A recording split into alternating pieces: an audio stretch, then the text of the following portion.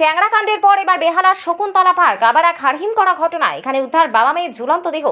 মাথায় হাত পরিবারের। আত্মহত্যা নাকি খুন এখনো ধন্দে পরিবার ও তদন্তকারীরা। বছর 53 ব্যবসায়ী স্বজন দাস চিমনি ওয়াটার পিউরিফায়ার দোকান আছে তার। সেখান থেকে উদ্ধার হয়েছে ব্যবসায়ী ও তার মেয়ের ঝুলন্ত দেহ। সূত্রের খবর, মানসিকভাবে অনেকদিন ধরে বিপর্যস্ত ছিলেন স্বজন দাস। 22 বছরের মেয়েও ভুগছেন অনেকদিন ধরে। ব্যবসায়ী স্বজনের বাড়ি মহেশতলার নুঙ্গিতে। পরিবারের দাবি, শুক্রবার দুপুর 1টা নাগাদ মেয়েকে ডাক্তার দেখানোর নাম করে বাড়ি থেকে বেরিয়েছিলেন ব্যবসায়ী। দীর্ঘক্ষণ না ফেরায় চিন্তায় পড়ে যান স্ত্রী। খোঁজ নিতে শুরু করেন।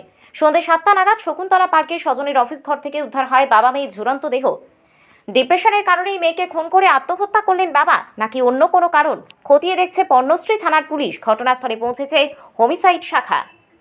তার যারা কর্মচারী ছিলেন তাদেরকে কিন্তু অফিসে আসতে বারণ করা হয় এবং বাড়ি থেকে তিনি যখন বেরিয়েছিলেন তার পরিবারের সদস্য বা স্ত্রীকে তিনি জানিয়েছিলেন যে মেয়েকে নিয়ে এসএসকে হাসপাতালের বিশিষ্ট যিনি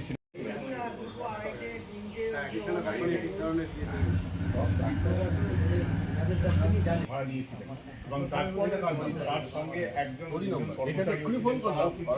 অফিসে আসা যাওয়া করতেন এবং এই 3 বছর ধরে রেগুলার কিন্তু এই সজলবাবু তিনি তার অফিসে আসতেন এবং এর আগে 2 থেকে 3 বার তার মেয়েকেও